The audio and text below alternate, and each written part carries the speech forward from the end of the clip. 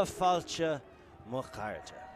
You are very welcome to joining us here at the University of Limerick Sports Grounds for the penultimate day of the EUC 2023 Championships. That's right, if you haven't yet heard, we've only got 2 days left, which is a little bit sad, but also rather exciting, as it is all action all the time from here on out. We are bringing you a pre-quarter matchup in the open division between Spain and Austria. Austria in the white, Spain in that proud blue. I am Lorca Murray, and I'm with a proud Austrian herself, Christina Obermeier. Christina, how are you feeling right now? I'm excited. I feel very good. I slept well. Thank you very much for asking. I hope you did too. And I hope everyone at home is as happy about this pre-quarter as I am. Even more happy that we can stream this and I can actually watch them play, the Austrians and the Spanish, of course. I haven't really seen much of the Spanish, but they have a different way of ultimate than, let's say, most European nations, and I'm looking forward to seeing what they can do. I think we all are. Dovitz collects it, and immediately the Spanish are down on defense, but it does not fluster the Austrians. Novak uncorks a big one straight away. He's shooting for the end zone, and the streaking form of Alexander Spalholz has to watch it just go into the ground. Well, Hack and hope. Maybe a good idea for the Austrians at this point. Of course, these exact two players know the Spanish a bit better than the rest, maybe because they are European champions in beach ultimate, together with some of the Spanish national team. Fendisk, last year in Portugal, got the gold medal in the open division beach ultimate. And right now the Spanish trying to show that they are every bit as lethal on grass. Diaz with the disc, centers to Young. Young swings to the far sideline. See how quickly they get the disc moving. They're trying to work their way downfield with this D-line for the early break. Betancourt sends it searing down the line, and the Spanish off at pace. Diaz tries to get free in the dump space, can't.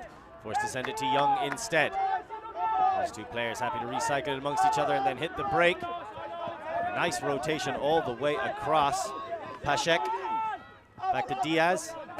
Diaz now finds Perez. Perez sends it down the line immediately. This is that lightning quick offense that they espouse so well. Lopez, he wants Young, he wants Diaz, he gets Diaz. The two of them cutting at the same time into the same space. A dangerous proposition, much like a bidding Spalholz. But he doesn't get there yet as they continue to work. Pashek back to Diaz, across to Young, and there's an unfortunate drop from Young, perhaps thinking about the throw before finishing the catch.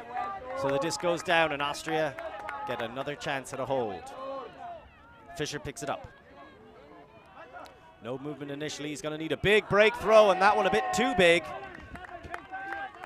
Just a miscommunication, or maybe just a misthrow by Fischer. Not ready, not dialed in yet to put that out into space to a position where Colantes can get there and run that disc down. So Diaz with the short field pickup, looking to punch this in. Nice high release flick fake, and centers it into Young, makes the catch. Back to Diaz, Young clears out. There's a pick called downfield. I think that pick has been called on Santiago Ramos.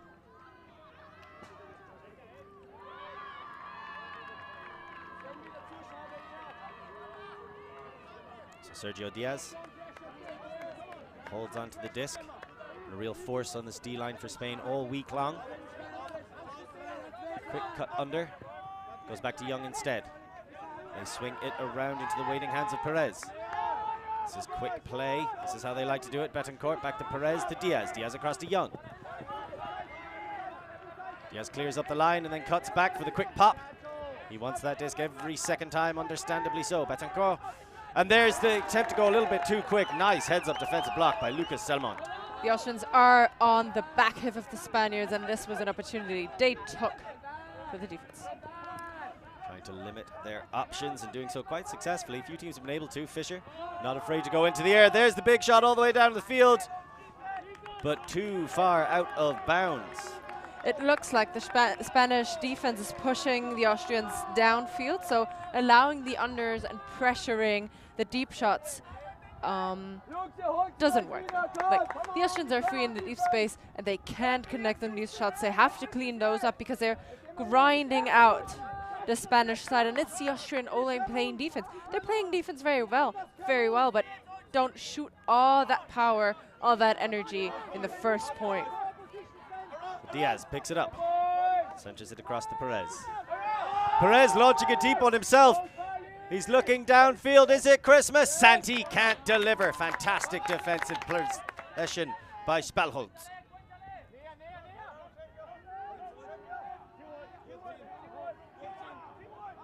A little bit of bumping, but I don't see anything wrong with it. And another deep shot by the Austrians. This one's much better measured. Colantes chasing it down, catching it just outside the end zone. They've been looking for that option, undeterred by earlier misfires. The quick pop back to Spalholz and centered into the middle. Selmond across to Colantes. And Colantes tries to go for a scuba, but it's an incredibly accurate block. Luis Baschek had things to say about that attempt. I'd rather say it's an incredibly inaccurate scuba there. Give the receiver a chance, Adrian. Diaz, Baschek. The deep shot was momentarily available. They didn't go for it. Spalholz coming across, but I think he may have gotten a little bit of Walter Lopez's foot. Whoopsie. Lopez has been in the wars a little bit this tournament. Certainly on our stream, he's taken a couple of knocks. Uncontested foul, understandably.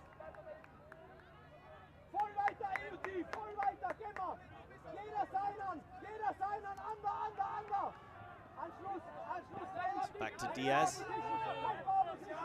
Swings it around to the streaking form of Santiago Ramos. And into the middle to Perez. Diaz points where he wants Ramos, and then tells him to clear out. Gets it to Young. And now it's across to Santiago. Down the line to Perez. This is very quick, very nice play. Betancourt. Or Baschek, sorry. Baschek. Got that big D earlier. Diaz tries to float it over the top into that far corner and collected for the early break. Yeah, Spain really putting so much pressure on the Austrians, and in that point, they were the clear favorites in my opinion. Of course, the Austrians got it back again and again and again, but that was early miscommunications, and they really did push Austria. The Spanish, we see that scuba there. It took a lot, to be fair, maybe redeeming my earlier statement. It took a lot of the defense to get there, but they did, and put it into a position where they could get it, and that is also bookends for Miguel Jimenez Perez. Or not, but of course he did get that score, and an early break for Spain, and if the rest of that game is like that point, I'm here for it. Very exciting early start and an immediate timeout called, understandably so. Thank you for joining us this morning. That was my fault. I thought Baschek was the one who threw the assist, but no, it was Diaz, and you can see why Diaz is such a force on the stat sheet, because he's such a force on the pitch with those kind of break throws and the availability to hit those spots. Miguel Jimenez Perez was the one who got the final score. They had plenty of chances, and the Austrians clearly have come out with a game plan to shut down that quick fire offense of the Spanish. Yeah, they did. Absolutely absolute structure and an idea that Coach Zellinger prepared for. I think he watched 3 games of the Spanish, that's what he said. So not taking that matchup lightly, and maybe prepared in every aspect of the game and of their tournament, prepared to face the Spanish. Here's when we're talking to Carlos Fuguet, the Spanish coach, before this game. He's saying this is about us playing our game, playing our style, and continuing to show that Spain can be a force on grass in the same way that it is a force on beach. There are definitely factors that one can adapt from beach to grass. And what I've heard is that, so talk to the Germans a little bit, who beat Spain quite handily. They said that yes, the small movements and the quick passes, they can be applicated easily, but then once it comes to deep shots and the length of the field, which is in my opinion the biggest difference, they lack experience in that just a little bit. Right now the Austrians with plenty of experience in that regard, but none of it really working out too effectively. Big shot, immediately looking deep, trying to find, and succeeding in doing so. Alexander Spellholz on the other end. Duncan with that big hug into Spellholz.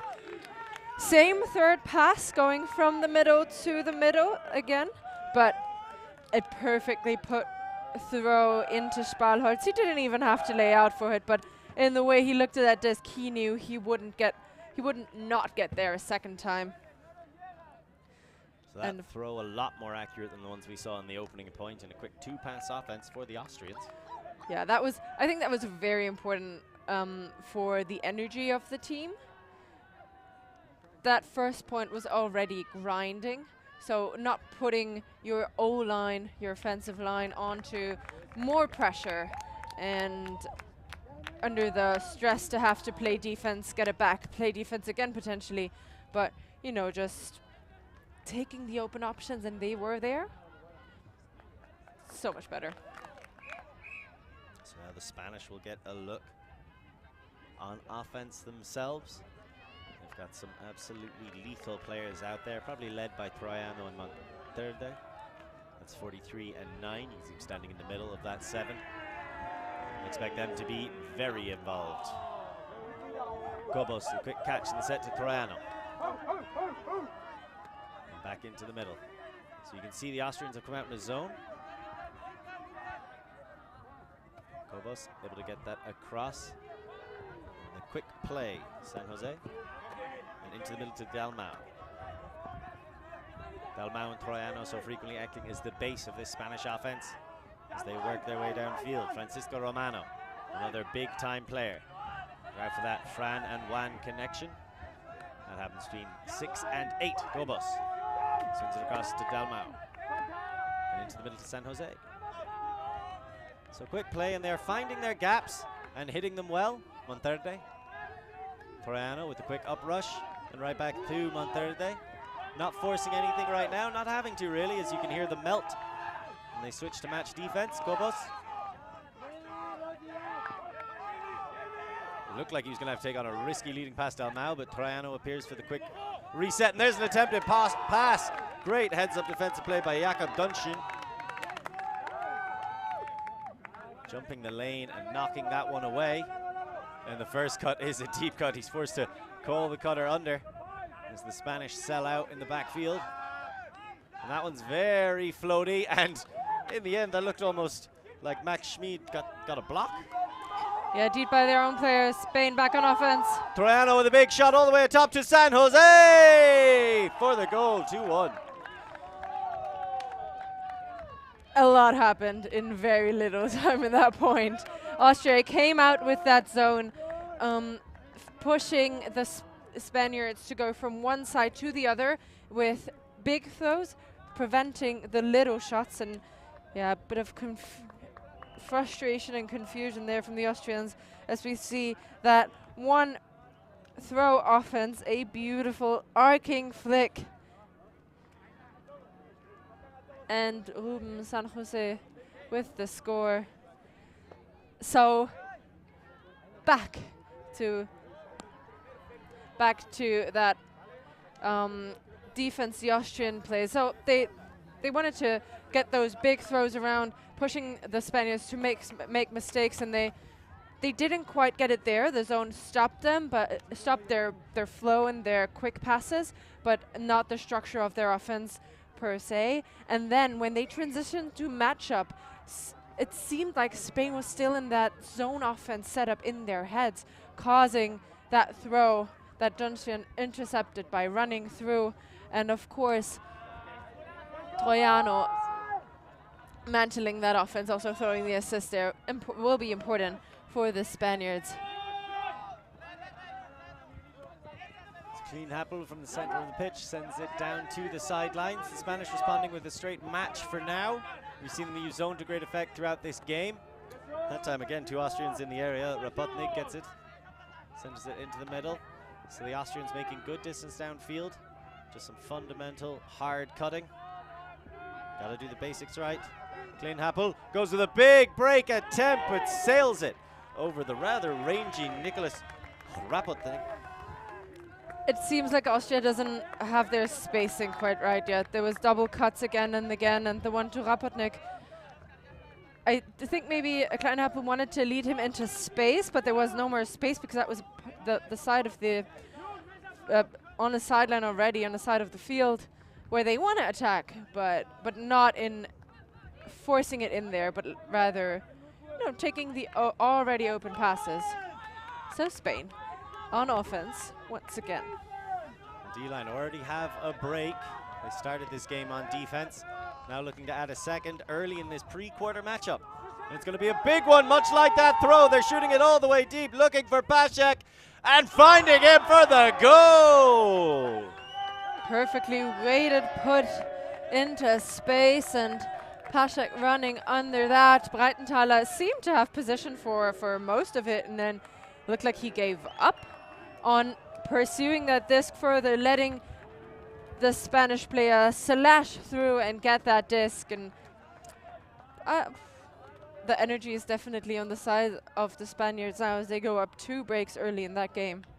The Spanish doing their best work here in the morning and showing that grass style of ultimate. So many people were, shall we say, dubious, if not skeptical, about their ability to perform, but that right there is textbook full field 7-on-7 ultimate. It is 100%. Just it's a lot about putting the one person in the right position where they can play out their matchup. I think it is that more in open ultimate than in any other, like neither in mixed nor in women's can you isolate players like that to actually finish offense quicker, but it seems like the Spanish are adapting to that system quite well, especially in this game, really putting players into positions where they trust each other and they can make plays, setting them up there, and yeah, that's just very good. Said through gritted Austrian teeth, but we're going to see how much grit these Austrians have as they're now 3-1 down in this game. And trying to find a way to get a more comfortable foothold in it. Fischer is going to be a big part of bringing some of that comfort. Setting up Spalholz in good position. Novak gets it just down the line to Fischer. And Fischer turns down the initial big swing, goes for it a second time. Looked like that was almost too close, but in the end it gets to Dovitz. Back to Fischer. Fischer and Dovitz working in the backfield. Novak comes back to help out. A delectable backhand break to set up the shot to the end zone. The move finished by Adrian Colantes. And this time around, the Austrian offense does work, and they stopped doing those big shots, faking them rather.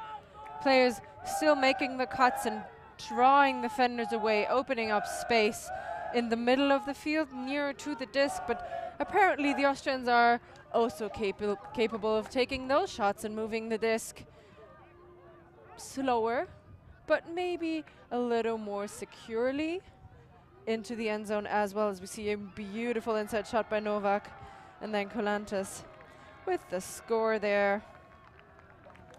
And that's all. There's something known as a hockey assist. In ice hockey, they actually track it. We don't track it so much in Ultimate, but it is the throw before the assist, and that score was entirely about that backhand break. Yeah, absolutely. We can see that quite often, that the one shot that gets you towards that break side opens up everything, because players are often very well at keeping that side, and that's the one thing you want to protect is the open side. That's why we have a break. So a technically closed and an open side for cutters to prevent people from, cutter defenders of course, preventing people from running down there. And if you're, once you're in that one side that is opened by the defenders, it's hard to catch up. Very difficult to make up steps, especially at this elite level. As you see Dalmau Walking to the brick mark and hoping to get things started for the Spaniards. Immediately he dumps it back to Cobos and across to Troiano. So these three acting as the base again. Monterde makes a cut downfield, as does Marquez. Marquez, a vital veteran for this Spanish side. Now on the opposite side with Romano. Troiano and Romano. Now to Cobos and Dalmau. So they slowly look to find the holes and pick their way through this Austrian zone. Dalmau immediately back to Monterde.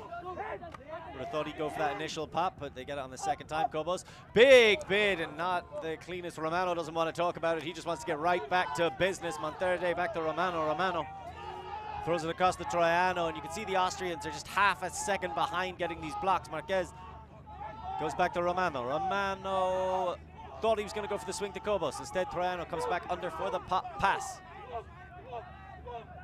Faking, looking for options, doesn't like any of the initial ones. The Spanish so good, and that was a little bit of an Olé moment by Dalmau.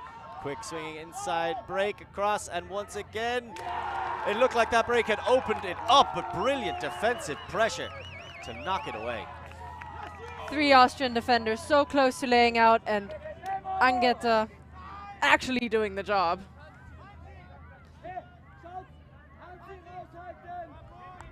The Austrians have a chance to get a break back with that early turn, and instead they give away the Callahan ball. Cobos sneaks in, snatches it away, and gets the score.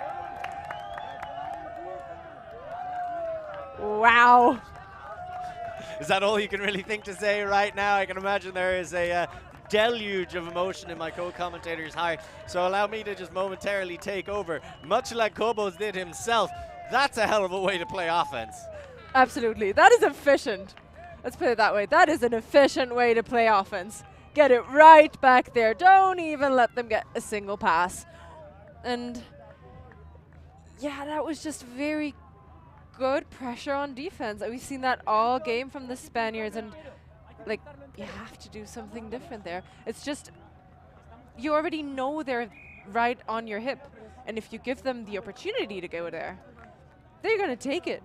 It's not playing with your friends or against your friends or at a training camp where you don't make that Callahan because, you know, we want to practice. No, it's game time. And it seems like the Austrian side maybe isn't quite used to that yet. Of course, after a week of playing, they should be used to that pressure. They have to put the discs into positions where only their players can get to. That was too tantalizing an opportunity for Cobos to let go begging. So now Fischer goes with a big hammer over the top, and that's a hell of a way to pull apart this Spanish zone. So immediately using it to great effect. Dovitz across to Fischer again, and another hammer. That one was a little bit low, but getting lower on the other end with Spalholz. He pops it back to Ernst. Go on, throw a third hammer. Third time's the charm. Instead goes with the backhand, and a big flick break to the opposite sideline. So the Austrians making good distance. Fischer spreads it across to Dovitz. Dovitz to Ernst, back to Dovitz. And that throw was always a little bit behind his receiver. It seems like they're both putting up a very similar zone, and neither team really managing to get through cleanly. Diaz makes the cut in front of him. Collects it in what would be a power position if he had a bit more separation. And a massive layout bid by Alexander Spalholz.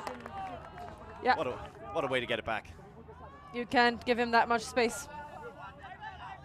And a shot arcing all the way around out of the hands of Fischer and directly into the hands of Spalholz for the double happiness. And that is bookends for Alexander Spalholz. We know he can make those plays. We've seen him make those plays before. And this is the moment where someone has to take the team up on his back and do something, and that's his role here, that he fills up with broad shoulders. So far, it seems like each team's offense is being defined by spectacular defensive plays.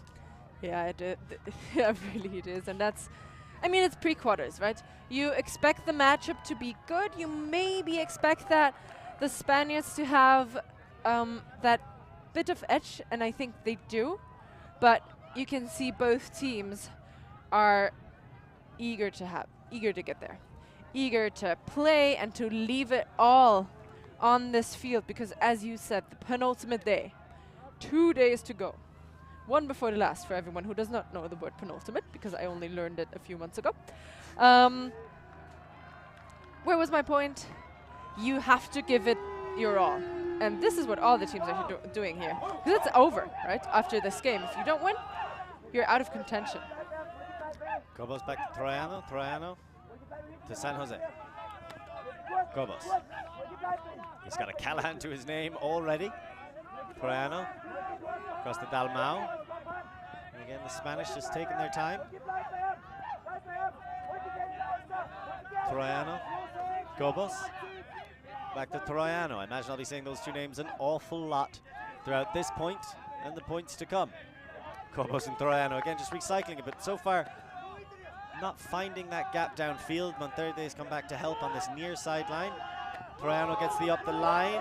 There's the call for the switch to match defense. The Austrians abandoning the zone.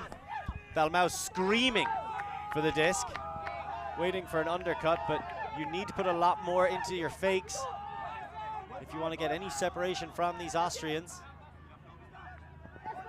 Gobos gets it back to Dalmau.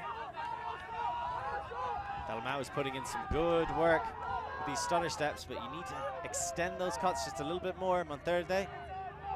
That is a difficult leading pass to Dalmau, and then he rushes the throw to San Jose and it goes over. So a chance for the Austrians to break and tie this game back up. So much pressure from that defense again, and they managed to do more than 2 passes.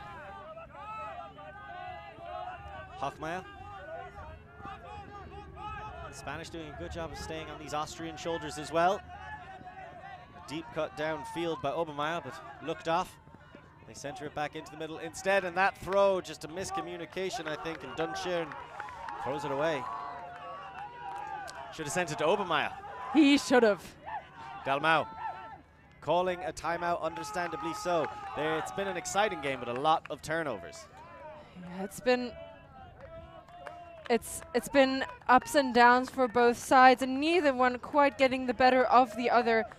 I do think a bit of luck was always going to be part of the game plan for both. And this is where we are now, trying to combine that luck. As we see the Spanish 4-3 up, disc in hand, hoping to hold on to their lead.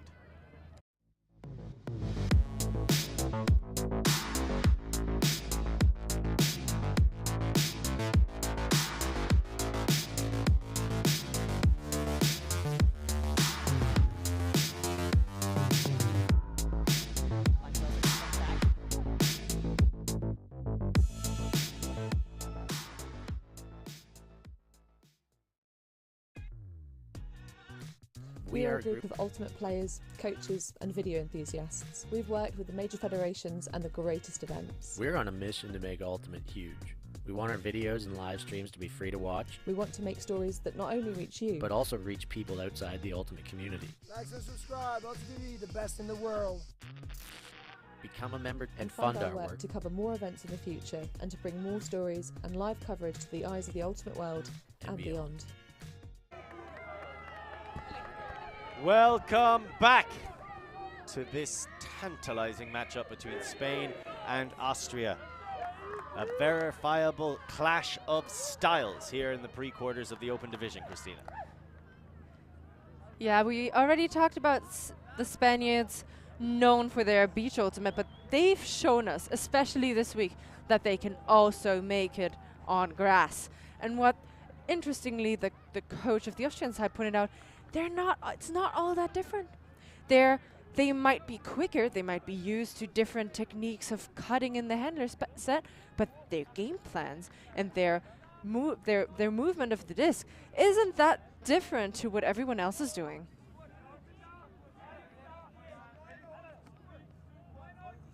Right now the Austrians are getting the turns, but haven't been able to cash them in, and that was something that the French really showed us. You have to take advantage of the mistakes when the Spanish make them.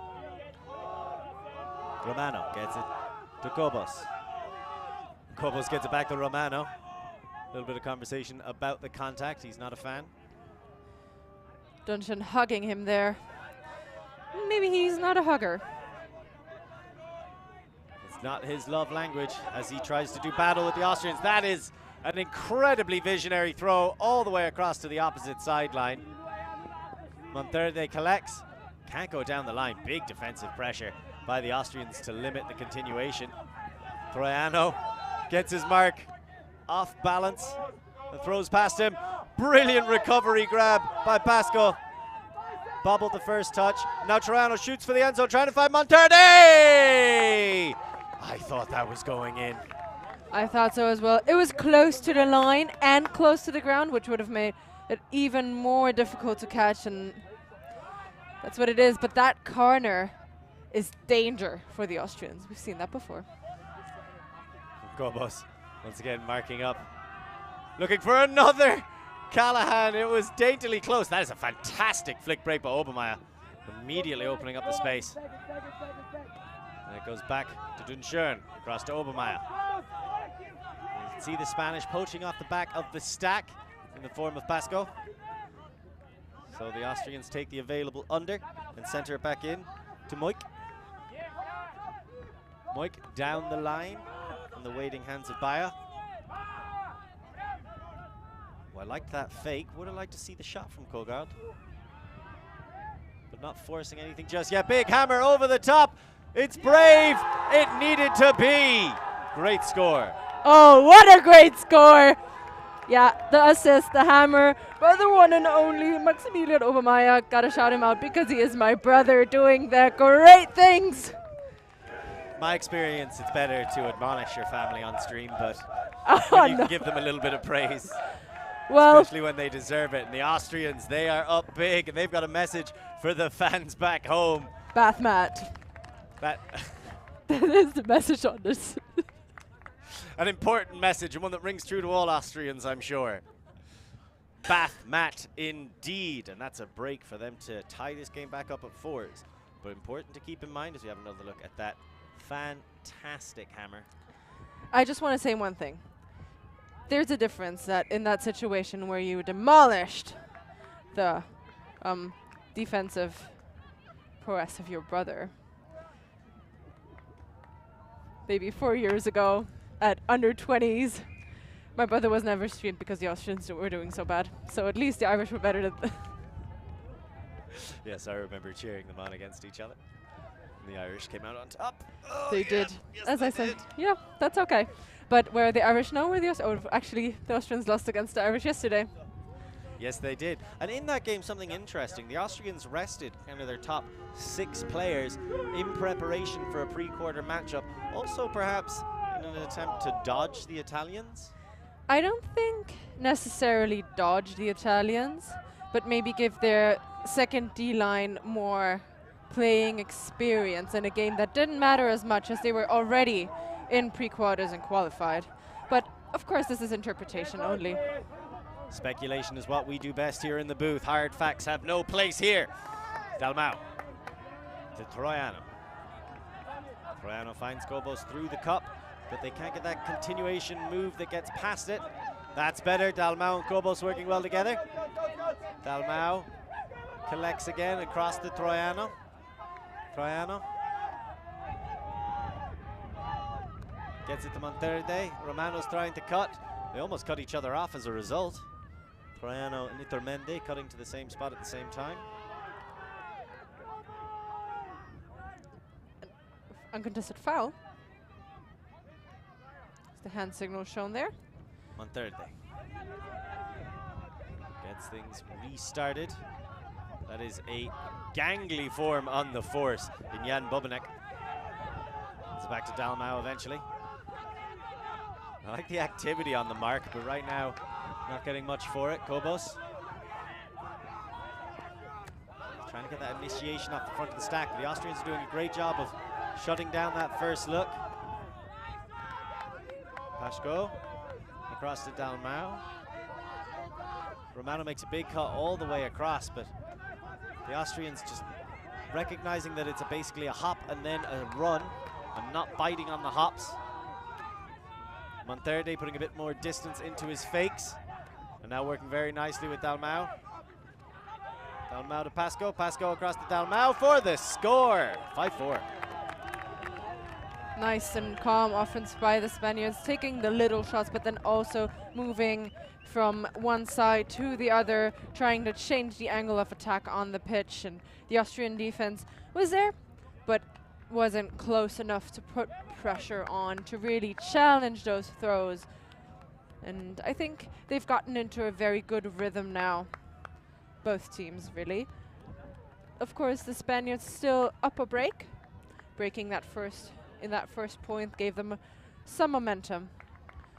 You're talking about rhythm. That is the first flawless offensive hold that the Spanish have had when playing what we would consider a more traditional Spanish give-go style.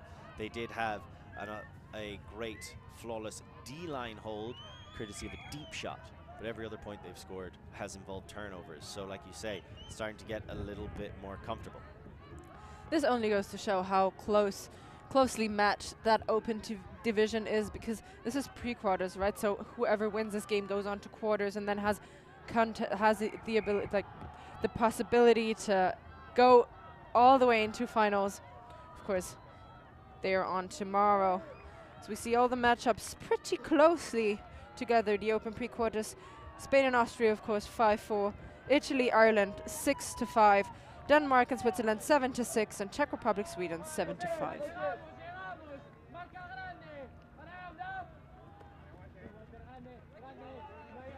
As here come the Austrians, looking to power their way down the field. Carantes gets it into the space. Salmond doesn't want the deep shot. Fisher working very hard to get free. Can't. They're forced to put one up in the end. Two Spaniards in the area, and I like that, just to make sure by Santiago Ramos, you've got to tip it away. I don't like I think it maybe was necessary, but he could have just tried to stay in bounds and put himself into a position, but touching that means he has to go from the end zone line, and he cannot gain the yards, because you saw Salomon there throwing that disc out of bounds early, and it never came back in, so the field position would have been far better for the Spaniards. You know what would have given them worse field position? If he hadn't attacked it and Jan Novak had gotten the grab. I don't think that a disc would have ever gotten back in, but we don't know, because he did mack it away. Certainty is a rare enough thing in sport, and I think you got to take it, as that is an incredible shot. Talk about taking it. It's all on the line, but unfortunately, Walter Lopez couldn't bring it in. I think that is a great matchup to go deep. And that disc was also perfectly put there just for Lopez to grab it. And he did touch it. And of course he could have caught it, but valiant effort as we see the replay here. Austria have to make it all the way to the other side now. It's a long way to go. Kleinhappel. Opening cut. I thought there was going to be a poach off by Lopez. Brittenthala was able to collect. Now they go back into the middle, and Fischer spreads the pitch with another break side to Ernst this time. The Austrians really good at hitting these big break side gains. Back to Fischer. Momentary power position, but the timing for the deep cut was not on. Now sending it down the line. Ernst gets it back, and a nice swing all the way across to Kleinhappel. Back to Fischer. There's the deep look, trying to find Brittenthala, and does so. The big man takes it down despite the best intentions of Perez. Read it well and boxed out the defender early to jump up a little later there. Brittenthala with the score for Austria. Second time of asking the Austrian O-line. Manages to get it in, but I love the defensive structure of this Spanish side. They had a deep person poaching away and switching with other stack players. Always see that mack away here. That disc arcing around and touched by the defense, making sure it would never go back in, and Kleinhappel putting out Fischer on, and then Fischer finding one of his favorite targets, Breitenthaler. See that box out. Both of them trying to read it, and Breitenthaler reads it better and gets the score. But that setting up that deep shot took quite a while. They were moving it from one side to the other, attacking the break side. Then there was a lot of pressure on the defense on that side, so they moved it around to the open side, getting that up the line and the score. But that is a very nice defense from the Spanish. Ultimately, we always assumed the Austrians would have the advantage in the air. And the Spanish, if they were going to win this game, would need to have some expansive deep shots themselves. I'm sure that initial shot showed their capability and their willingness to take them on. As right now they're once again taking on this Austrian zone. Dalmau, Gobos, Troiano, Marquez. So a beautiful four-person swing all the way across for a little bit of a gain, but that's what you have to do.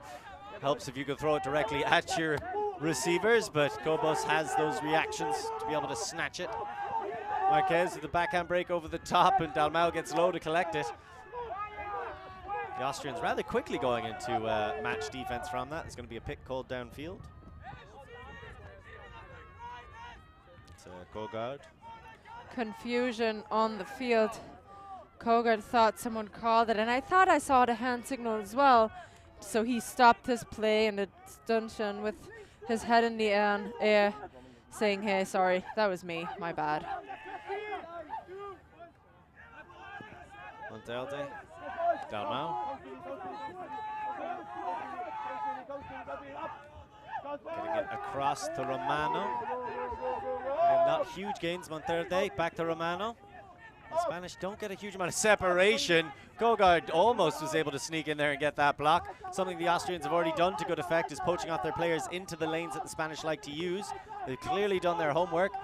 Romano gets the pop into Monterde. It doesn't help for the Austrians. 6-5. That's the first time we saw that tiki-taka quick play ultimate going, you know, working it through the middle and just putting yourself into a very good position, like pushing the defense away and going back in there. We see that near block by Kogard, and you see they're running away with it, and going every other is Romano there. You know, really like taking the small space to work in. I think for now the Austrian defense has worked, like has managed very well to push them away from the disc really, and to make them take the shots around and like spread out their play, which of course they can do, but they're not as good and as efficient with it as those quick small disc movements. And they just ran away with it. I think a big part of that is how often can they involve Francisco Romano in the offense. He is so adept at starting in the cutter position, coming down and working with Marquez, working with Gobos, Troiano, to flow down the pitch, and like you said, be that every second pass, but from a cutter position rather than a hander one, which still gives them that safety release behind him. There's the quick swing across, Galantes. And into the middle, so the Austrians with Novak gaining a bit of confidence, it seems, with each passing play as well.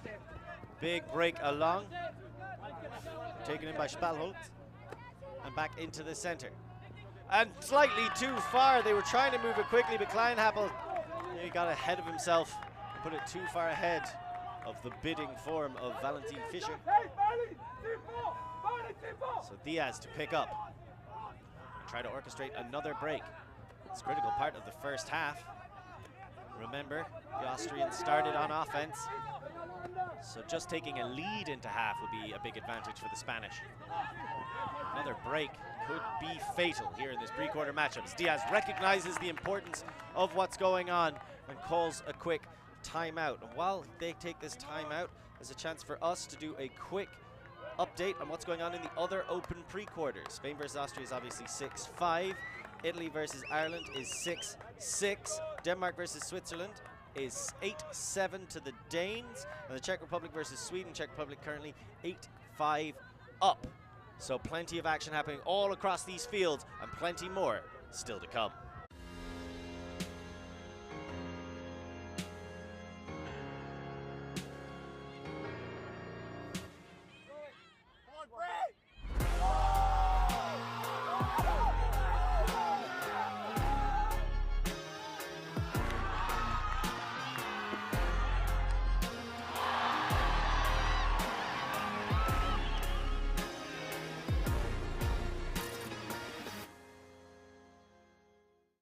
We are Hive Ultimate, a group of players and coaches from all over the world working together to progress the next generation of Ultimate strategy. We've helped top teams win world championships and new teams introduce the sport in a fun and inclusive way. Search for Hive Ultimate on YouTube to learn more about our cutting-edge strategies and to see analysis of world-class teams. To find out what Hive can do for your team, head over to our Patreon page where you can gain access to our exclusive drills and session plans and to join our worldwide community of coaches. Get ahead of the curve with Hive Ultimate.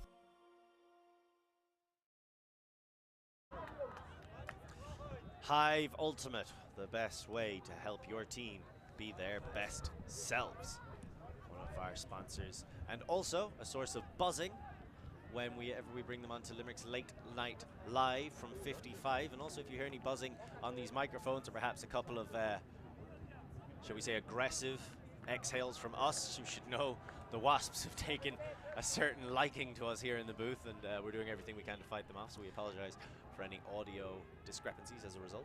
I don't know if we're that sweet or if they're just annoying. It's got to be something that's attracting them to us, as right now Diaz is trying to help his team enjoy a sweet first half and get another break. That's the nice quick setup and throw to Perez, who launches it deep immediately and collected for the score. Luis Alvarez with a beautiful layout grab. Whatever the coach said in that timeout worked wonders for the Spanish side. They knew how precious that opportunity was and took it. They really worked that well. And this is within one for them to close out the half. Miguel Jimenez Perez, number 81 for Spain. They have had 3 breaks so far in this game. You can see that this set play, rather than look for the cut immediately from the stack, Diaz sets Perez up into a power position, and Perez says, beach. I hardly knew her. I'm a grass man. And a fantastic bid on the other end from Alvarez to collect it. So Perez with 2 assists and a goal, involved in every score of this Spanish D-line. That's very impressive. You can see he really is one of the core pieces, but this also means that Austria knows who to shut down, which always is, you know, that's the 2 things you have to consider. Do you want to put this one person to set up to have him as the most important person on the team, or do you want to try and spread it out so you're harder to scout by the opposition? Right now the Austrians trying to spread it out themselves. Fischer, we've seen him throw up a couple of tasty hammers already in this game. Wouldn't mind seeing him go back to work in that regard. Clean Happel with a blade all the way across to Novak. And now getting a little bit of give-go themselves. Novak fakes the deep shot, and then a beautiful throw all the way across. Santi was trying to steal in for the block, but instead it is a score. That is much more like the Austrians. Yeah, that is beautiful out of Jan Novak, seeing space for Zerlaut to run under, and that the flick around just it put into so much free space down that field. I also like the fact that he didn't go hammer or any other fancy shot, but just use that normal flick. And Jan Novak here, we'll see that again already with that possession. The quick give-go with Selemond, faking it first, but then seeing Zerlaut in so much space, he can just get it out there. And then also the defense kind of caught on that and moved towards the player, whereas they were kind of in a zone setup, leaving Breitenthaler for the score very open in the end zone. Spanish defense did seem to be a step behind the Austrians throughout that point. Yes, because I think the Spanish aren't working quite as well with those overhead shots. And once the Austrians are in position to take those, the Spanish have to only catch up, and I don't think they're quite ready to defend those yet. Down out to Troiano to Cobos. And here we go again. If they can get an offensive hold, they will come into half 8-6 up and receive the disc coming out. That's a great case for why you should be in the quarterfinals. But first of all, they've got to get this score. Cobos has San Jose on the near side, goes to Troiano in the middle instead. Not looking too flustered, not looking too forced right now. They've taken their time working their way up to the brick mark. But the Austrians starting to tighten up that zone. Try and pull these Spanish stallions back under rein. Dalmau to Cobos. Back to Troiano. Immediately trying to get that little quick go. Very effective at pulling Kogard out of position momentarily. And there is the call for the melt. Makes me think it's about how long rather than how far they get down the pitch. Romano coming back to work with San Jose. Then clearing out almost immediately. Cobos makes the cut up the line, getting ahead of Kogard despite his best bid. That one, a no sail. Cobos, as Dalmau goes the scooper dump pass. We don't see enough of those in my opinion, San Jose.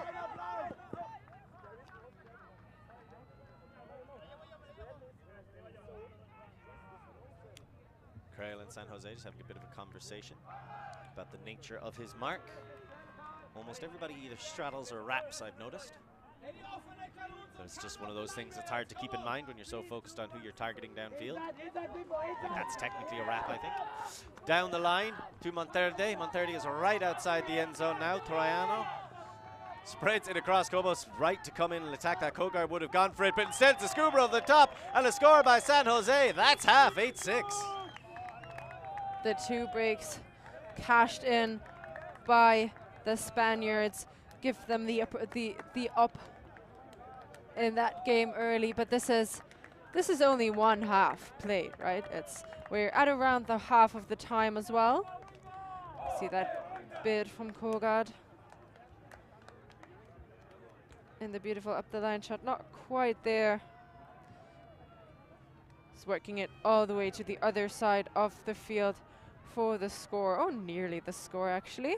But then a scuba over the top, put into a position where only the Spanish can get to. And this is a position the Spanish are happy to find themselves in. 8-6 up and receiving the disc at the start of the second half. We will have to wait and see how the Austrians respond.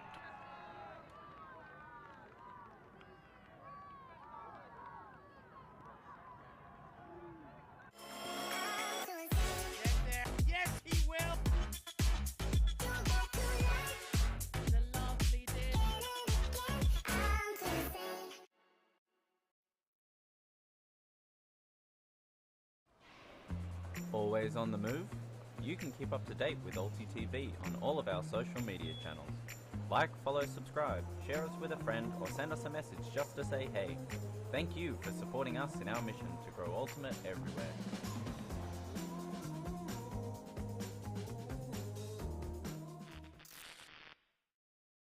We live in a world where everything can be referenced online. Imagine if the greatest moments in our sport were never filmed. Eurodisc continues to do what it takes to make free-to-watch live streams a reality.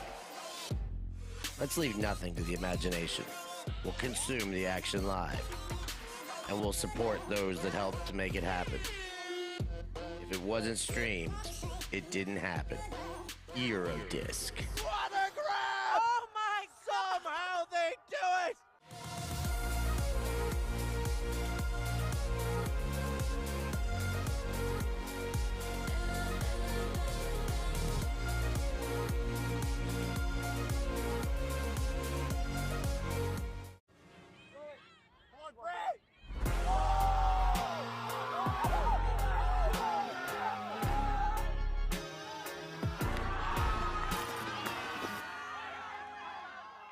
Welcome back, everybody, to this pre-quarter matchup between Spain and Austria. We've got the mountain men taking on those brave warriors from the Iberian Peninsula. And we have a look here at the match stats. What do they tell you, Christina? It's rather even, and Spain got the better start to the game, is what they're telling me. 3 breaks to 1 break, so none of the teams that clean. Equally clean in terms of clean holds as well, 3 to 3. 4 to 8 break chances, which means the Spanish have a little bit more pressure on their defense maybe compared to the Austrians, but a similar conversion rate as that is slightly favoring the Spaniards, as well as Austria converted 1 and the Spains converted 3 of their breaks. 11 turns by the Austrians, 9 turns by the Spaniards. Also very, just seems very close. And it does, yeah, I already said it, I'm gonna sum it up again. The Spaniards are a bit ahead, but nowhere near the clear favorite in this game, especially going in the second half. And I think Austria have some more legs, maybe 5 players in addition to the Spanish side. It is certainly something in that region, and as this game wears on, they're definitely going to hope that that comes more to effect. You can see the Austrians, in response, they're almost tightening up their own lines, as well as the Spaniards, so it's a good thing to be able to get your second D-line out there and give them a bit more experience, but if they're going to have to start restricting their own lines, maybe we will see the benefits of that rest they gave their players from the match against Ireland yesterday afternoon. On the other side of things, Spain, in a lot of ways, really dismissing the criticisms that, as you mentioned, the Germans kind of leveled against them, that they don't have so much of a deep game, and they prefer to focus on the quick give goes. When the opportunity has arisen, they have sent some beautiful deep shots to the end zone. Not all of them have been collected, but they have been able to show their willingness to pull apart that pitch and play a more grass-based style. You had a very good point there. It is important to make the cuts, to take those shots sometimes, because even if they don't connect, your defense will respect you more in that deep space. Because if you never take those shots, all the defenders are going to stay under, and then they know you won't take it deep, or they have a matchup deep. So that is it's really important to show, yeah, I can do that. We can take the deep shots. We don't only want to work the short passes. It's not about scoring. It's about respect. And that is something that the Austrians are certainly going to have to show the Spanish. Maybe to their dismay, but will it be to their dismissal? We'll see if they can make the necessary adjustments coming into this second half. They are starting on defense, and they've got a long way to go. 8-6.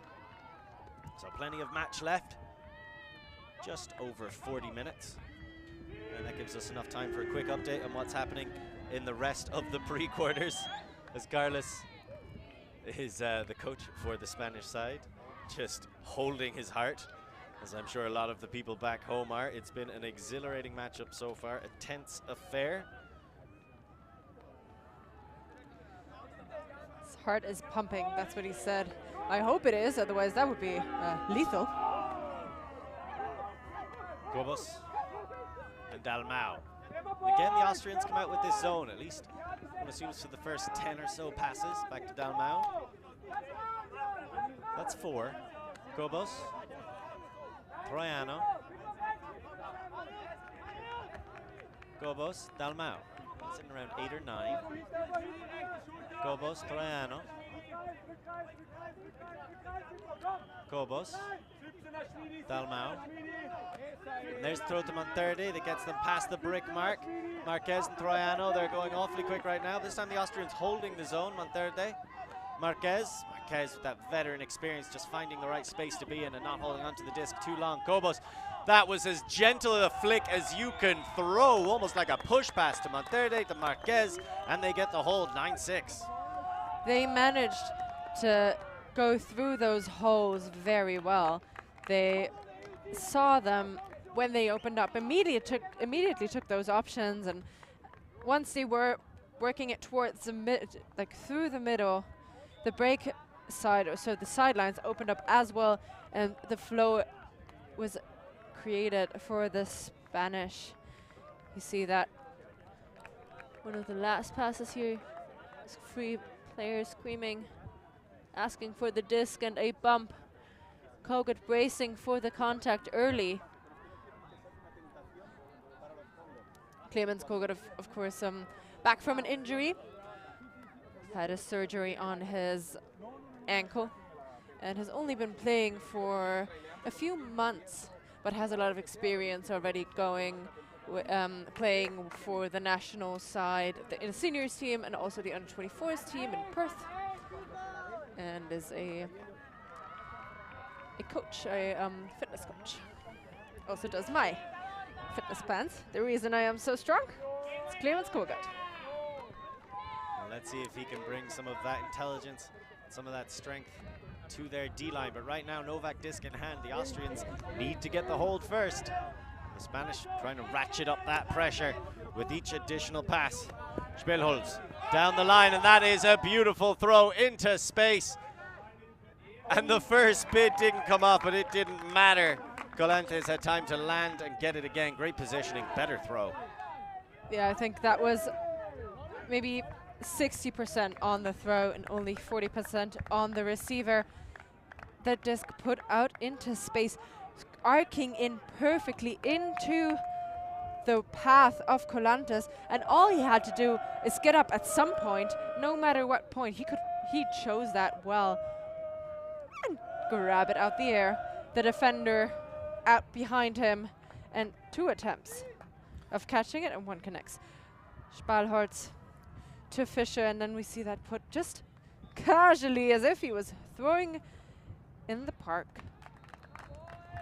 See Colantes going up, trying to get there early, boxing out the defender, and doesn't even need to jump. He could have just waited for that to come down into his hands.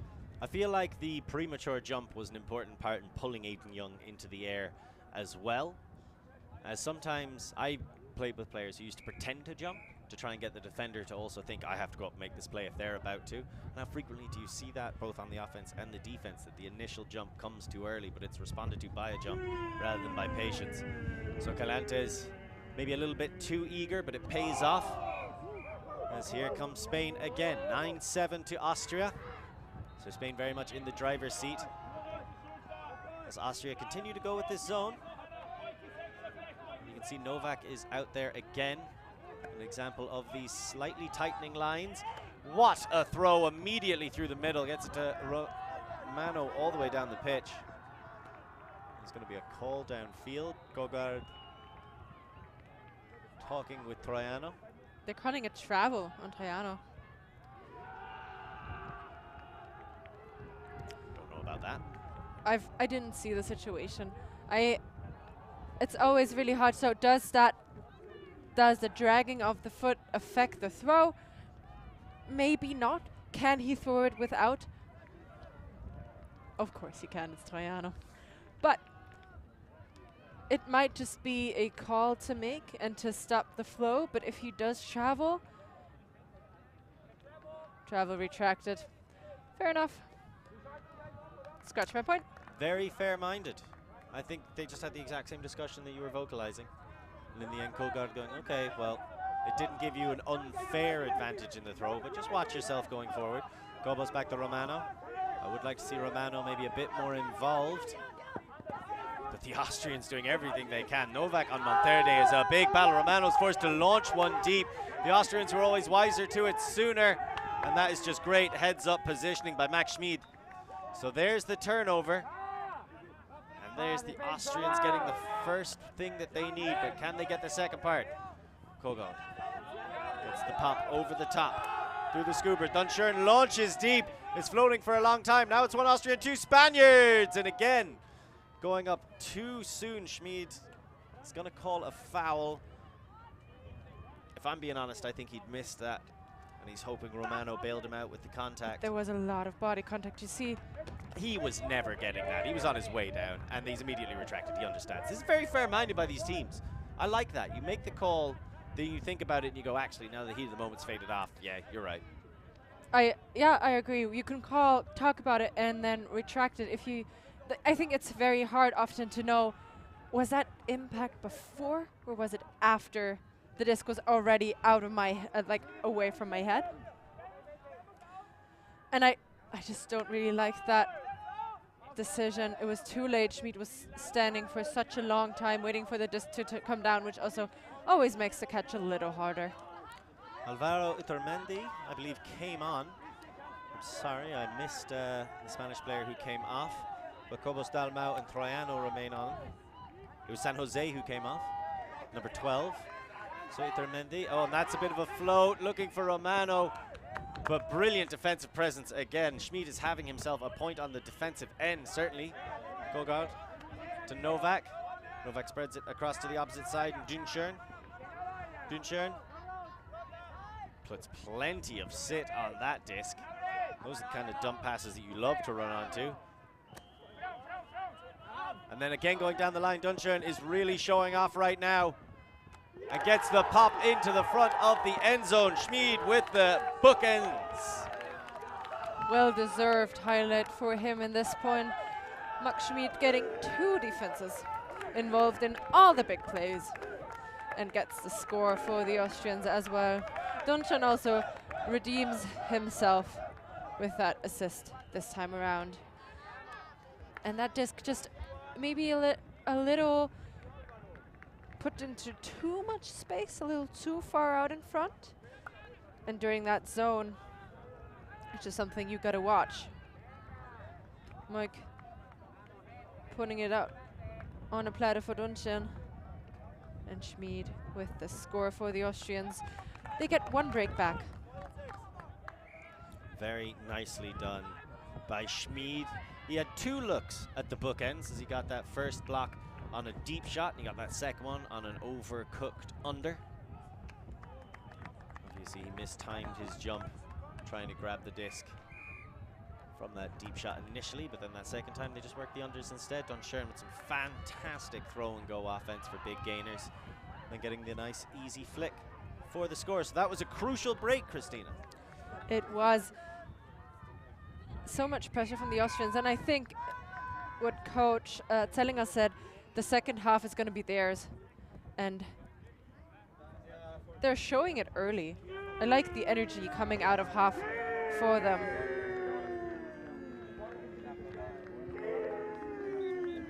So the offensive direction changes. Will the flow of the game? Cobos, Dalmau, and to Cobos. Troiano. Dermendi made the cut, but again the timing slightly off as the Austrians really sticking with this zone, or at least until they get to this point, and expect to melt pretty soon. Romano, that is not an easy break throw, but Troiano's in enough space. He has the time to wait for it to come down. Monterde very closely matched, and Troiano takes the timeout. Sorry. Didn't like his options, as once that match switch happens, the Austrians are right on Spanish shoulders. Yeah, they're on their hips and running hard, tempting the layout defenses. And a very wise decision to take the timeout. The mark was approaching slowly, so that means he still has, I think, 9 out of that 10 stalls. So Spain looking to hold on to their offensive advantage with this score. Will they be able to do it as they are 9-8 up, hoping to make it 10?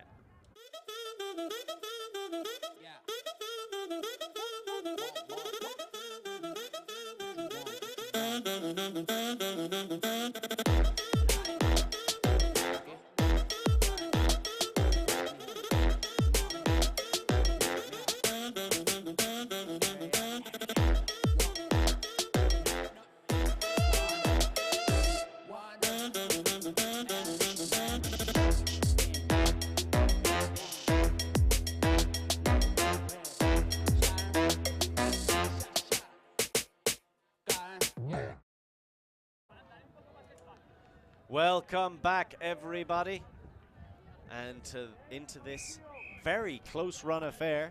One of the most competitive pre-quarters we have. Spain 9-8 up, disc in hand, specifically Troiano's hand. So that is just about the Spaniard you'd most want to see it if you're supporting from home. And if you are supporting from home, join us in the chat. Let us know how you feel, what you think, where you're at. We're interested in it all. Troiano, quick to pick it up. Marked by Colgard. Romano tries to make the initial cut, but great switch. Big bid, but nothing doing. So it goes to Cobos and back to Troiano. These Spanish cuts perhaps a little bit too short. Or perhaps just perfect. Troiano's able to get it, and there's the front pop in for the score, and Ithermendi converts. 2 layouts for Spalholz in that defensive point there for Austria. So close, yet so far, because inches away means the offensive player has a disc, which also means no effort for that. We see a replay of the first one here. Loses his hat in contact with the ground. Breaking Can't his get the disc. breaking his Apple Watch on the way. And then you can see how smoothly the Austrians do that switch. So now Spalholz's second inch away layout bid is on Troiano. Actually, Troiano bubbles the disc there, gets it again. But the thing I don't like with this particular layout is Troiano is open. He has no mark, and he's looking at the end zone. So all you have to do is like run towards him, make the tiniest cut, the tiniest adjustment, and he can just put it in. Valiant effort by Spalholz, of course. No question to that. Right now, the Austrians will need valiant efforts from throughout their roster. They were able to get a break back early in this second half, but with that flawless offensive hold by the Spanish, they seem to have recovered quite well. Only took them 12 passes. As that disc goes out of bounds.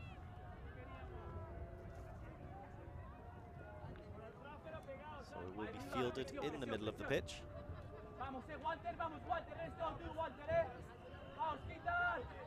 Klein happen.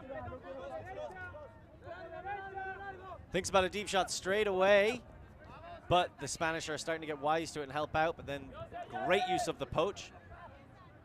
Klein happen again with the disc.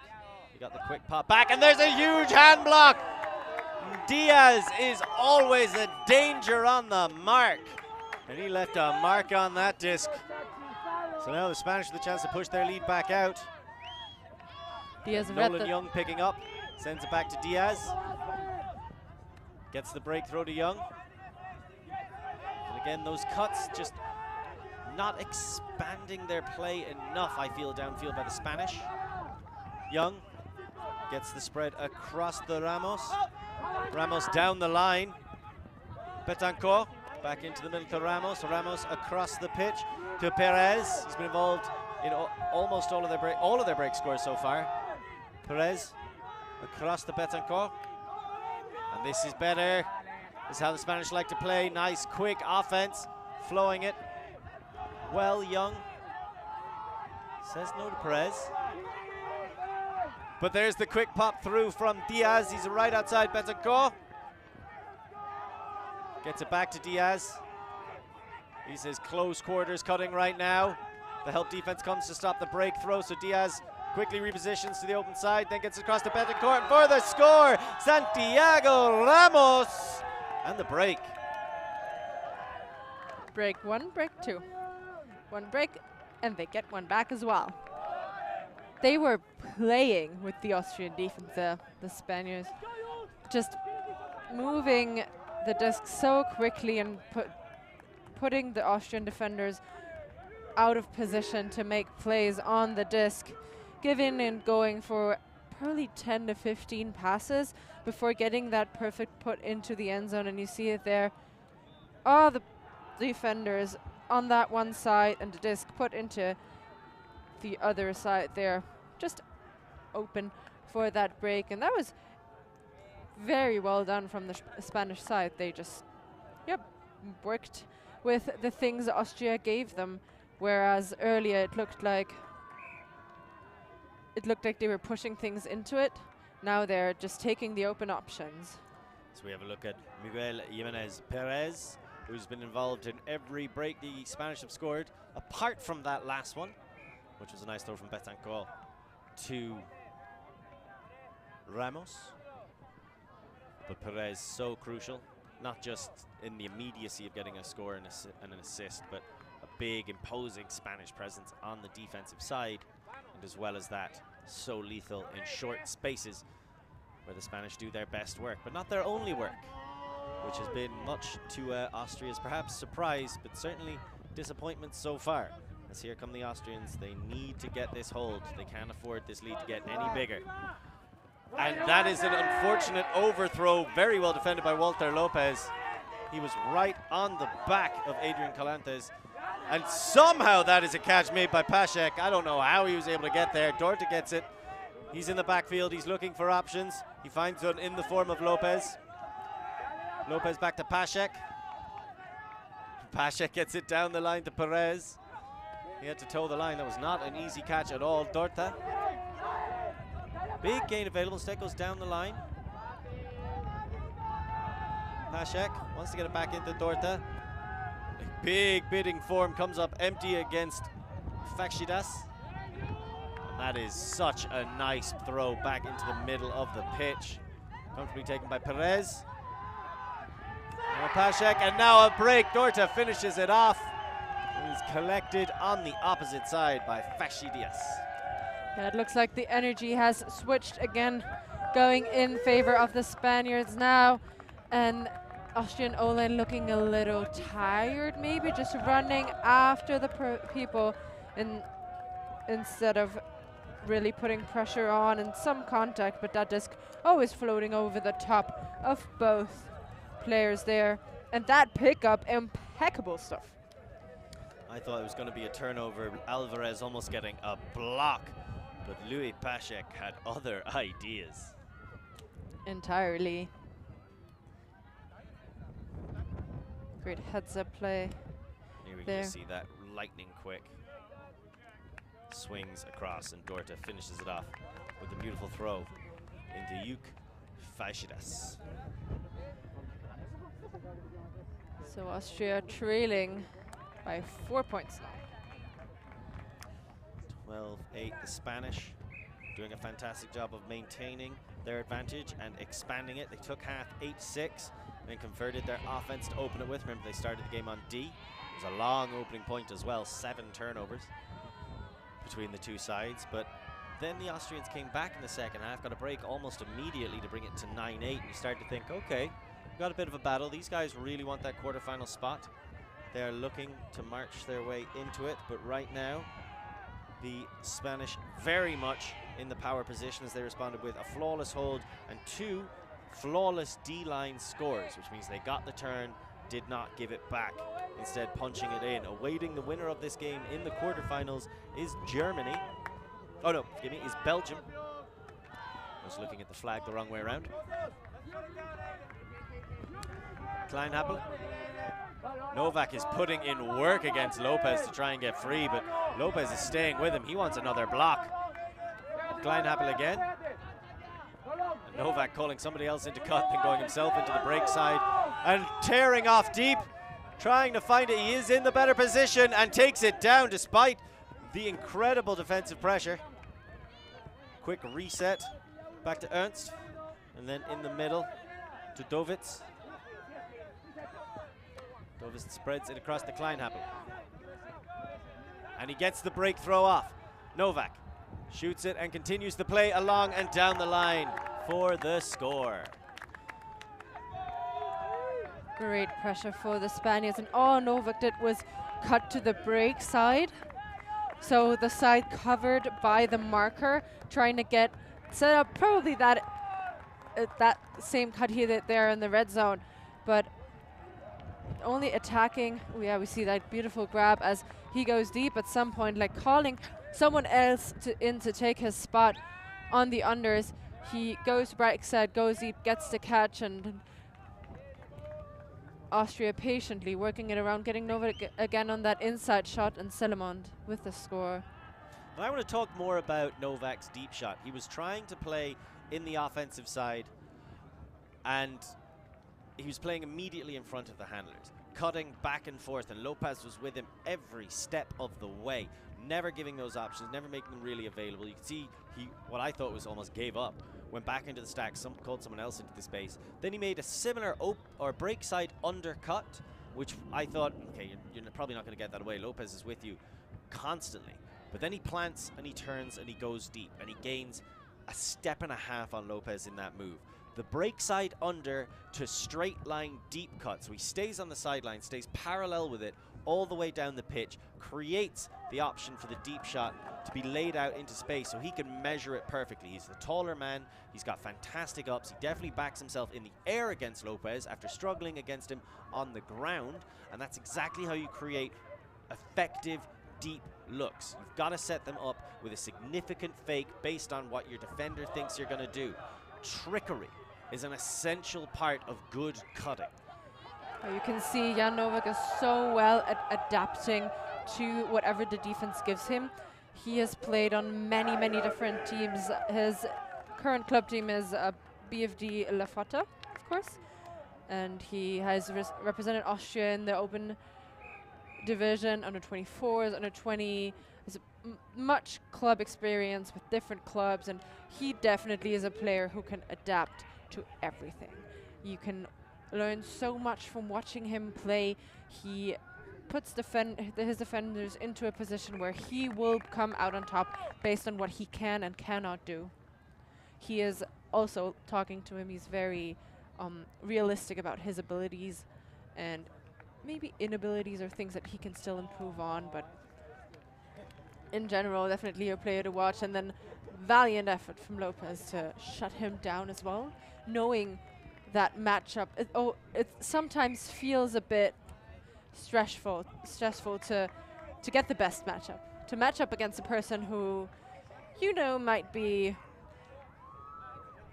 the most adaptable on the team or the toughest to defend, but going and shutting him down must feel so good for him. Dalmau to Kobos. You've got to be willing to take on those big shots. It can be quite deflating. You put in all that work. You're so successful for 8 seconds, but in those last 2. As that's through to Romano, and the Spanish are off to the races. The quick pop, the collection from Monterde, and the easy score in the end, 13-9. Give and goes all the way. Nothing Austria did to stop that, really. Nothing they could do. You get it through the cup to Romano, and he sees green grass and a blue shirt alongside him. Well, good luck to you. You're not catching up. Yeah, that definitely didn't work, the catching up part. That was just too perfect. Those quick gives and goes, and the Austrian defender runs in there, but then stops and tries to wave his arms instead of really running with them, choosing one of the matchups to go with and to follow the disc right.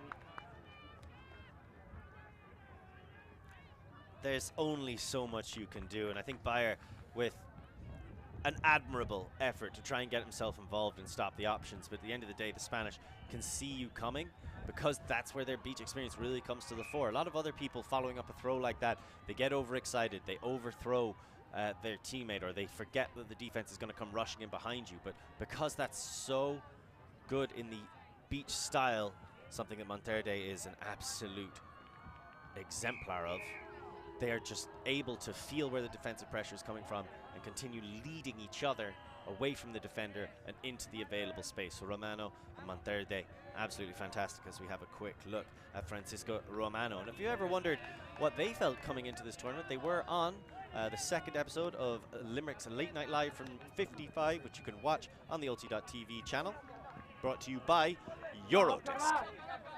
Fisher with a fantastic leading throw of his own into power position, but not opting to go with the deep shot, instead finding Spalholz. Spalholz with a big gainer under. Rapotnik had a good first half and a lovely lefty backhand break throw. Haven't seen much from him in the second half. I'm sure he's going to work hard to change that. Kleinhappel with a little daintier backhand break, but the follow-up throw was not good enough. Big time defensive effort.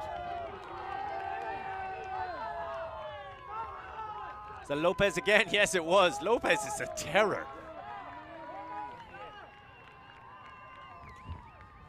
Maybe a bit too lackadaisical. The throw comes out the wrong direction, and okay, that was probably going to go away anyway, but Lopez just making sure.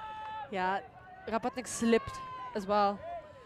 Not the best option for sure, but He slipped rapidly trying to change direction to catch a disc that was thrown 3 feet behind him in his defense. yes. So it's another look for the Spanish D-line. Dorta into Diaz. Diaz is a player who has very much written his name large here in the European scene with his performance so far. He wants the deep shot. He gives the nod. The throw is under, but it's bobbled. It takes 2 touches, but it gets it. Novak initially followed up by Ernst. Well, that's the importance of being Ernst in the defensive side, as now he gets the disc and is hoping to finish on the other end with a high break pass, but it works out and the 2 players combined for the score. Raputnik gets that grab. Second time around, same position, different thrower, and that works out for Austria. And Jan Novak showing us that he can do the same thing the Spanish has. That's from his playing experience with Fen disc on the beach, going every other and running down the pitch. Of course, I'm presuming that. I'm not entirely sure whether he knew he could do that before. Of course, Fen disc, the European champions at beach, which Novak played with, the Spanish base side. Unfortunately, no longer around, so we'll not be able to defend their title, but it was certainly exciting to watch them when we could. Taking on some rather prominent players from different nations. Of course, Alexander Sparhotz also on the team, as well as Sebastian Spiegel, who is German. Moved to Spain, I believe. Used to play for Berlin, also on the, I think at least on the training squad for the World Games. So that team, not only Spanish, but a combination of very good international players. Borrowing a couple of mountain people to come down and help them out on the beach. An understandable decision, and certainly one that brought gold around their necks as these 2 teams continue their campaign for European glory. That pull going out of bounds. I'm really going to have to start marking down all of the out of bounds pulls that we see. That was a close one. I've seen so many go way out of line. Go where? Way out the line. Out. So walking slowly, purposefully to the brick mark. Ball Gobos. He has an assist in the goal to his name. Troiano. Back to Gobos. Dalmau. Into Troiano. And it feels like the Spanish have really gotten comfortable against this Austrian zone. Slight variations at times, but nothing that seems to be giving them too much trouble. Certainly not in this second half. Gobos. Troiano.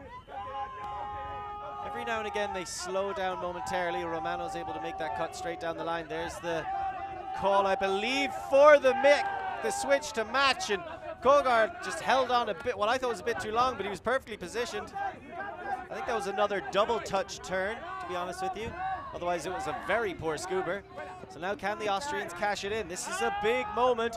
Obermeier launches deep, looking for the end zone. Fantastic shot, and Schmid is there to complete the play. What a connection there. Obermeier and Schmid, actually classmates, have known each other from early school days on, started playing together, and have also been coming up through the Austrian system. And again, my brother with another assist, and I have to be biased here. I hope Spanish people are not taking that badly, but it's always great to see your sibling do good things, especially when it's live and on stream and more people can see that. You see that big put into the break side and trusting Schmid there to get that disc and a good catch. Maybe a bit of a daring shot. I want to say like it's an 80% shot, but that's enough. You can see the childhood connection between those 2 players. He recognized Schmid in that space and he thought, well, I've been throwing to him for a very long time, so pre-quarters of the European Championships is not when I'm going to stop doing it. And great body position by Schmid. Not an easy thing at all when you're under that kind of defensive attention. Troiano with a big catch, brave. That's where the Spanish need to be right now. They don't want to give up any more breaks, let the Austrians fight their way back into it. They're certainly raising their voices and their spirit on the sideline. Troiano Lots of fakes to get it to Kobos. Dalmau. Kogard is working his wheels off. Got a block on that last one. Hoping for a second. Troiano and Kobos with Dalmau. Downfield players trying to pull apart the zone. They're doing a fantastic job on third day. Back to Troiano. Kobos and Dalmau. Better timed. Pasco was screaming for it on the near sideline.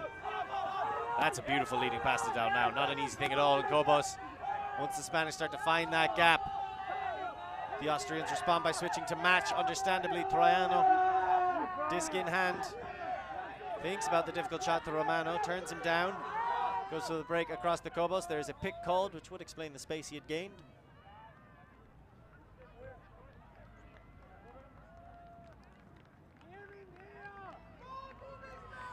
Traffic in that middle section of the field. And Troiano is getting that disc back. Troiano directing traffic, just calling out to his teammates. This is what I want. Clean it up. Gosh darn you. And we're all waiting for a little bit as Jakob Duncan ties his shoes. A Tokai Ultimate cleat, by the way. The only cleats made for Ultimate players by Ultimate players. I mean, if you want to feel like you're not wearing cleats at all, you got to go with Tokai cleats. Kobos gets the break throw across the Pasco. Pasco looks like he's on an island momentarily. Troiano comes with a lifeboat. But that's a pick. Another pick called. You can see that's going to happen more and more when the Spanish are playing in these short spaces and the game gets as intense as it is right now. There's barely room to breathe out there on that pitch.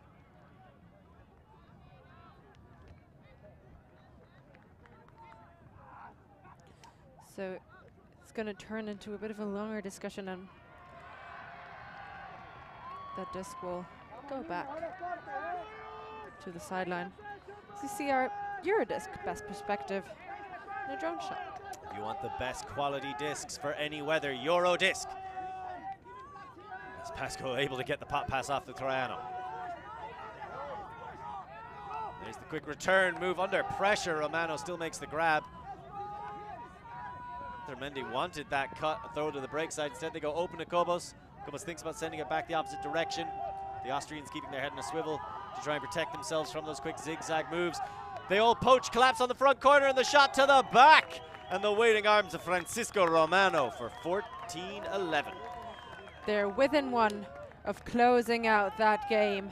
And I love that over-the-top show. The arcing blade put into a position where only the offensive receiver there can make a play on that disc. Sometimes the back of the end zone is just not looked at enough when playing in your red zone, but Romano collects it, recognizes that space is very open, and gets there early. So we have another look at this lovely drone shot. You can see here's where the entire Austrian defense collapses because they're trying to counterattack that Spanish style of just attacking the front corner. 3 defenders come in on 2 offensive players. That opens up the arcing pass to the back of the end zone and the waiting arms of Francisco Romano. A goal, 2 assists, 2 turnovers as well, but that's going to happen when you're as central a player as he is. And for a quick update on what's happening on the other pre-quarter games, the Czech Republic have booked their spot in the quarterfinals against Sweden in a convincing 15-8 victory. Ireland and Italy is in a similar situation. Italy 14-11 up on the Irish, while Switzerland have gone 14-13 up on Denmark to take what I believe is their first lead of the game very late on. So an exciting matchup between those 2 countries who like to have crosses on their flags. The Swiss have been surprisingly in both fashions, positively and negatively. We had them on stream getting a talking to from GB yesterday evening, and there's a beautiful touch, but Diaz doesn't get quite enough of it. He wanted a second hand block, and in the end I thought that was rescued by Spellholz, but Instead, he admits, yep, that was down. That's 2 hand blocks in the most important game for the Spanish side for Diaz. Talk about defensive leadership and always fearlessly picking up the disc and getting things going again. This time Betancourt has it. Oscar Gonzalez Betancourt. Got a pick. Tries to get it back into the middle and does so. It's a lightning quick score, and the Spanish book their place into the quarterfinals. I believe it was that man again, Ruel Perez, with the assist, his 4th contribution on the D-line, finding Santiago Ramos. And Santi brings the present of a quarterfinal berth to Spain. Yeah, Spain, the team on top all game. Let's be honest, Austria tried and they didn't succeed. The Spanish just the bit better in the moments that mattered, the energy and the flow of their offense, the defensive pressure and hand blocks and valiant plays like a Callahan in the moment that mattered to get them on top. And they seemed calm and collected in the red zone far more than Austria were, and it just seemed overall they deserved that win a little bit more. See some Santi getting that crucial final score, his 2nd goal of the game. Santiago Ramos, as we have another look, they just cycle it around, and that is textbook Spanish offense for the goal. And they are screaming with delight, swarming the pitch. You might have seen Sergio Diaz just run immediately in the other direction to jump into the arms of a different teammate. The Spanish delighted with what they've achieved.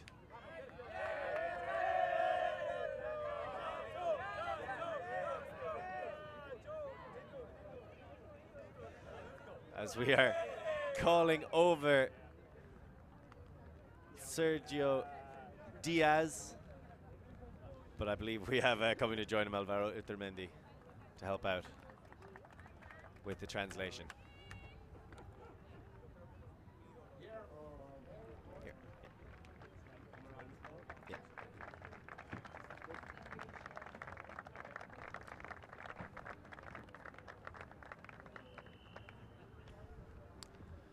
So I am joined here in the booth by 2 of the Spanish players after an incredible pre-quarter matchup with the headset on. We have Sergio Diaz, and helping to provide understandably necessary translation from my very thick and fast accent, Alvaro Iturmendi. My first question has to be 2 hand blocks. Yeah, it's awesome, but lo que intento siempre es en la marca estar muy activo, y hoy ha dado sus frutos. We always try to be very active on the mark, and today it paid off.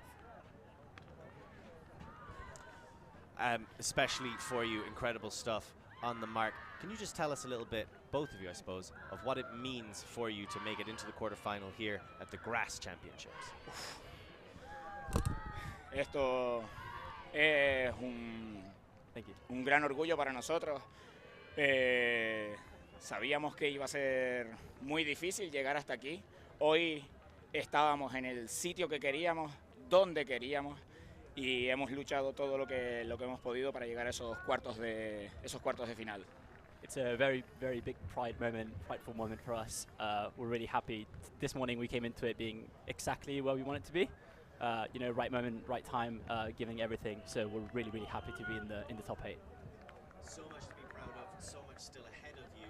Is there one message you'd just like to send to the fans back home? Un mensaje para los fans. Que muchas gracias por el apoyo. Sabemos que siempre están ahí y nos hemos sentido muy arropados a pesar de estar tan lejos. Así que muchas gracias. I won't translate that one. Gracias. Muchas gracias. Thank you. So there you have it, straight from the Stallions' mouths. The Spanish book their place into the quarterfinals. Switzerland have also booked their place in against Denmark, as Italy and Ireland is resolved in favor of Italy. So, if we have a quick look at how that shapes things out for the quarterfinals. We have Germany taking on the Czech Republic, and Belgium will take on Spain.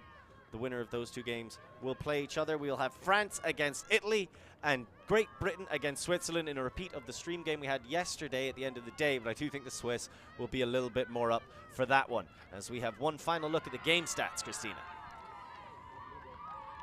Pretty similar, but still a little different in the second half. I don't remember all of the scores from halftime yet, but Spain with a 4-point lead, double the breaks on Austria, and many turns still, 13 to 16 turns. That's not quite that different, but the 3 turns they didn't have really mattered. 7 to 5 clean holds and 12 to 7 break chances.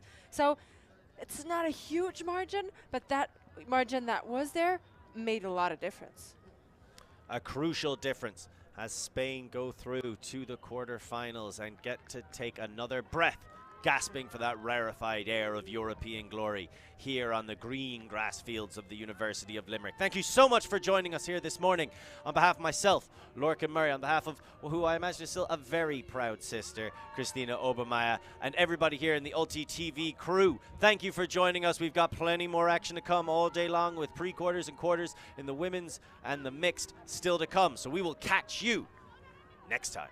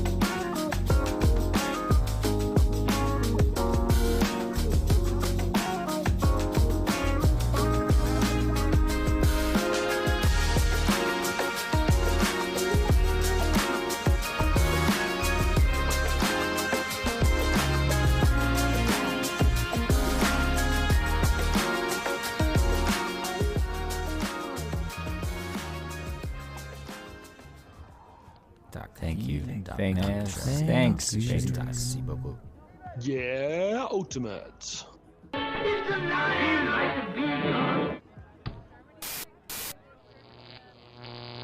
ULTI.TV.